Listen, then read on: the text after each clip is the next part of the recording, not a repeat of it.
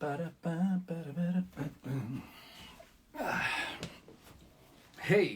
how we doing? Hello. Thank you for joining me. Who have we got? Hey, Laura. Hey, Matt.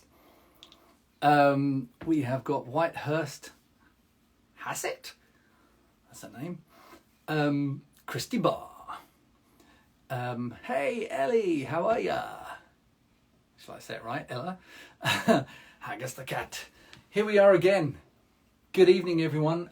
Did you manage to watch the video? What do you think? Let's turn the light up. Hey, there he is. Yeah, I'm a bit shattered, I'm not going to lie. So, yeah, a bit tired. So just a quick one today. Heading off to Norway tomorrow. See the guys. Can't wait for that. We've got a gig over there on Friday. Well, I was in a trance for most of that. It's the boxing, isn't it? So, guys, what did you think? And what do you think of the boxing? Big shout out to Glasgow. All of Glasgow. Are you listening? Are you listening? Right. Love the fight with yourself. That like your own mind. You're absolutely right. You've got it in one. That was the theme. I thought, even though Say My Brownie You is originally a relationship song, I felt if you actually look at the lyrics, it's quite relatable on lots of different levels. For me, the way it spoke to me was, reflecting on yourself and your inability to actually change and being stuck in a routine. And so I decided to make my version a little bit more about an inner struggle, an inner fight. Yes, Mel Loves A1. I got cloned. I did indeed. And I'd like to say a big hello to the brilliant Mr. Matt Gleed, who joined us on the day of the shoot to play my double. It was a bit of a last minute thing. But wow, he did an absolutely fantastic job. I think we really lucked out finding Matt, because not only was more better looking than me, that's for sure, but not only was he a good double for the fight scenes, he was a fantastic trainer as well, so really helped with the moves.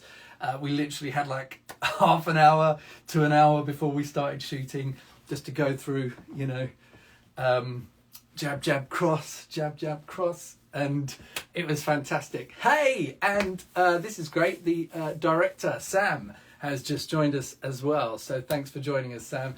So as I was saying, Matt really helped with the training. We only had a couple of hours, if that, before we started filming. And we eventually would go on to be sparring, training, fighting for the next 4 or 5 hours. And I can tell you, that was absolutely exhausting. Hello. I love that you wear the black vest. Yeah, there are little Easter eggs, boy band Easter eggs in there. I was hoping to get a few more. I was going to get the original shirt that I wore in the first video, but I couldn't find it. Maybe I've sold it. But I did get a black vest in. And if you can probably see on the T-shirt, it says the A-List, which is the album that the original version was on. Are you going to continue with the boxing? That's a good question. I would like to, but I'll be honest with you. It may actually be one of those situations where I bit off a little more than I can chew. There I was thinking, yeah, let's do a boxing video. I love Rocky. I love Creed. Who doesn't? And it was pretty much the weeks leading up to filming. I'll be honest with you, there were times when I thought, this isn't going to go ahead. COVID and all that rubbish that's been going on and on and on.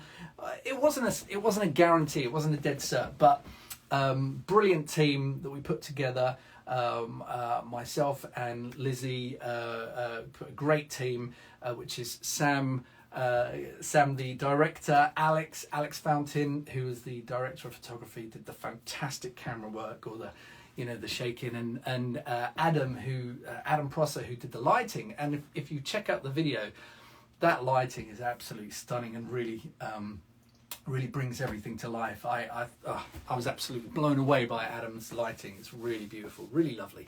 But anyway, so because we had such a fantastic team that were able to put everything together so quickly, that it actually did come together, you know, relatively stress-free. Because obviously, having done a lot of music videos, everything from very small productions to being at home in front of a green screen, you've seen a few of those in the last couple of years, to massive productions where we've had, you know, extras, and the Ready or Not video, we had about 200 extras, I think, or something like that. So very big video productions where there's lots going on, to somewhere in the middle like this, where everything was quite self-contained and much more manageable, and everybody just got on with the job. And I was really fortunate, and I lucked out with an amazing team. So if any of you are watching, which I've already seen that Sam is watching, thank you so much, because you know you've brought it together, and what a great video. I'm really proud of the video. I think it's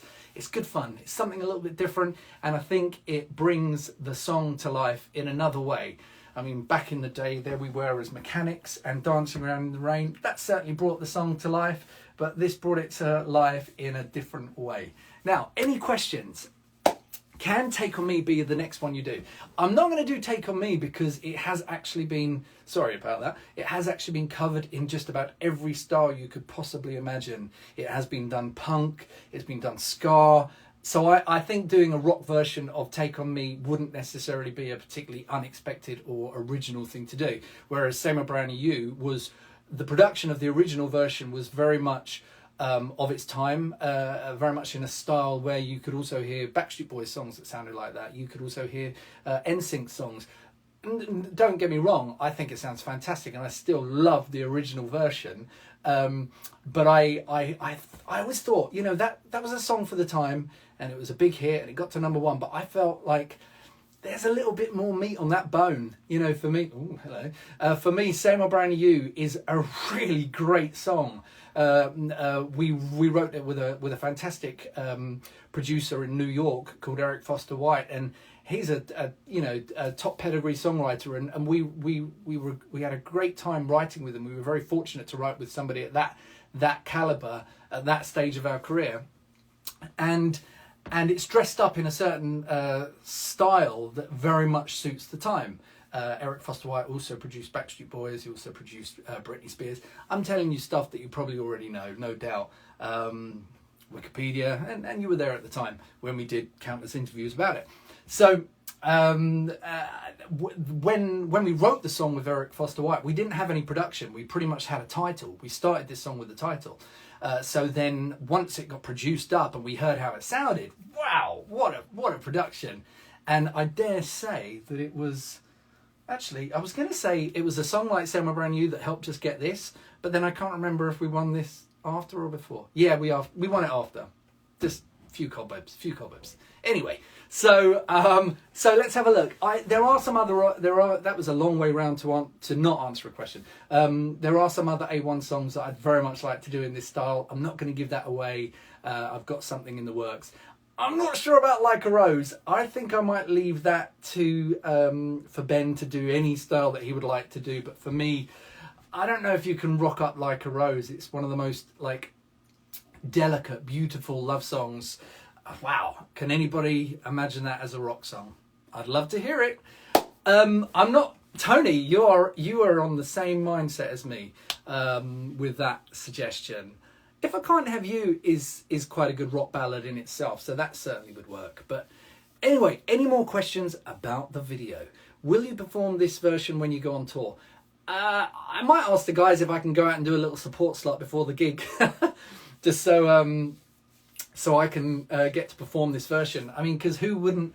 I'm sure you wouldn't mind hearing Same Old Brand New You, the rock version, and then hearing the pop version. So let's have a look. Hey, good evening. Hope you're well. Thank you. What do the boys think of it? I think it can be a Eurovision song.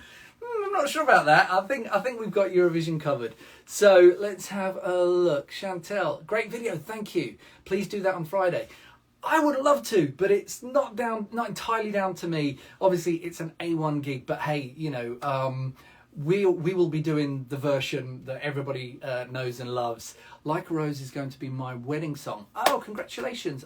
You've scrolled up, so I didn't catch your name. So, Marty, well, hello, Marty. How are you doing? Martin. There we go. Got there in the end.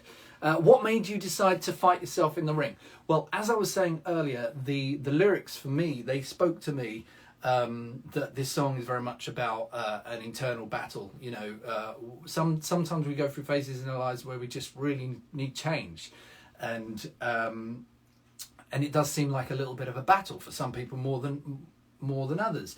But I think a lot of us are fighting with another version of ourselves, whether we're holding back a new and improved version of ourselves, or we're not letting go of an older version of ourselves. So has that explained anything? And I think with me particularly, obviously everything that I've done in the past is so vital and so important to my life and where I'm at now. But also there's a lot of new things coming up, and I think it's just important to kind of always appreciate the past, but also sort of look to the future as well, which is why I did the quote at the original in the beginning of the song. I looked through so many quotes, and I felt like that one actually touched upon acknowledging the past and change, and, you know, embracing the past but building a new future as well. So when I was in training in the gym, such true words. Exactly. There you go. How are things? They're very good. Kaz, what advice would Mark today give Mark who recorded the original? Oh, wow. I don't know. That's a good question. I think I'd probably don't be afraid to rock up your voice a little bit, because obviously back in the day when you're doing the pop songs, you feel like you've got to do a very clean sound. But I actually love singing with a little bit of grit. Obviously that's changed as I've got older. I've got a lot more like grit in my voice. And but back in the day it was all very, we used to say every day, you will always be this way, above the clouds I see you cry, and things like that are very soft and sweet. And what was like Heaven by Your Side and songs, to be fair, there weren't an awful lot of songs that we did that you know required me to rock it up. Maybe Make It Through the Night, I don't know if many of you remember that one. That was a bit of a rockier track. So any other questions? Will you use this in your next panto? Whew, that's a good question, Laura. Imagine that. I think I might. How do you feel now when you finally released the video? Oh, thank you, Jojo. You know, I feel great, and hopefully everyone enjoyed it, and hopefully you'll all watch it again and again and again. I'm glad to just get it out there and share it with everyone. But, you know, ultimately your feedback and what you think is most important. So if you enjoyed it, then I'm happy. I certainly feel like I've achieved something by releasing this and by making this with this great team. I think at the end of the day, as a creative, whether you're reaching, I don't know, 100, 1,000, 100,000 people, 1 million people, it's all about just connecting with people and having the opportunity to have a creative output. And I feel very, very fortunate that I'm able to do that. And thanks to you for giving me the opportunity to do that. So for me, it's just about getting, as I say, giving a little bit of myself out to you. So I hope you enjoyed it. Sorry I'm up early, have to get some sleep. No worries. Night night, Jess. Take care, and thanks for joining us. Keep yourself fit, help you mentally. I was supposed to say, couldn't help notice mirror shot. Is there a mirror shot? Yeah, a bit. Did you cry when Egon died in Ghostbusters? Hey Lee, how you doing? I'll tell you what, Ghostbusters, I did shed a tear, or a few, or three, with that one. How's the track doing in the charts? Matt, now, let me try and explain the charts these days. Right, okay. There are label artists, there are independent artists. Label artists obviously get all the support that you need to get some traction in the charts. I personally am very, very, very happy and thrilled with how it's done chart-wise, streaming-wise. For me, it's really good, and with everything that I've released over the last couple of years, considering I'm as an independent artist, I'm unsigned, I'm pretty much representing myself, doing everything, most things myself, which is a very different, you know, different ball game as opposed to an artist that has a major label behind them. So when you're independent, it's all about money, it's all about how much you spend on PR. And to be honest with you, I just wanted to get this out there, and I didn't really think too much about PR. So PR meaning promotion. So I haven't actually gone to town with promotion, but I feel like the music video is a very good chance to get the song out there. So I think actually I released it earlier in the year, at the beginning of the year, but I actually think the music video is going to help take it to the next level. That's what it's all about. You don't need a number one to be a valid artist. Absolutely. I've had a couple of those anyway, so that's good. Will this song go on the new A1 album? I think I'll probably hold it for my own album, because we've already done this as A1, so this was about doing something different.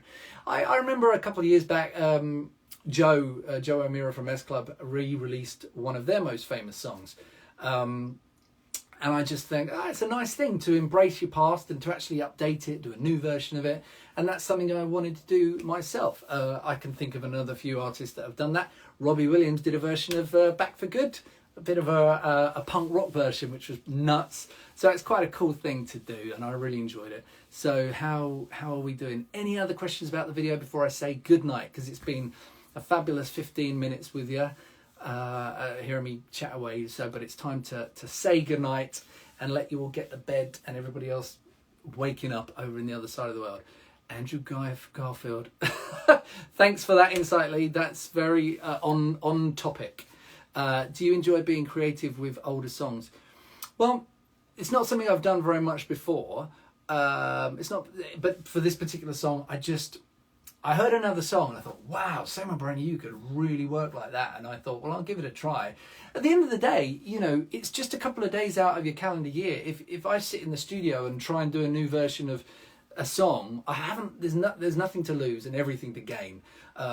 So I think sometimes you've got to just give these things a try, even if there's no, monetary gain, even if there's no glory or whatever. You just do it for yourself. I remember me and Christian talk about Bruce Springsteen a lot, because Bruce Springsteen is one of Christian's favourite artists. And Bruce Springsteen's first album sold, I don't know, 1,000 copies or a very low number. And Bruce Springsteen just said, just to know that many people have enjoyed my music and it's connected with them, that can be enough. That can mean so much. So, obviously Bruce Springsteen's gone on to be one of the biggest artists in the world, and he's an absolute legend, the boss. But for me, just to connect with any number of people just means the world to me. So that's why I did it, just to get it out there, and also because this year it's going to be 22 years since the song was released. So what better year to release a new version than on 2022? Who's your favourite artist or actor? Actor, Tom Hanks, hands down. Every time gets me. Legend. And Johnny Depp.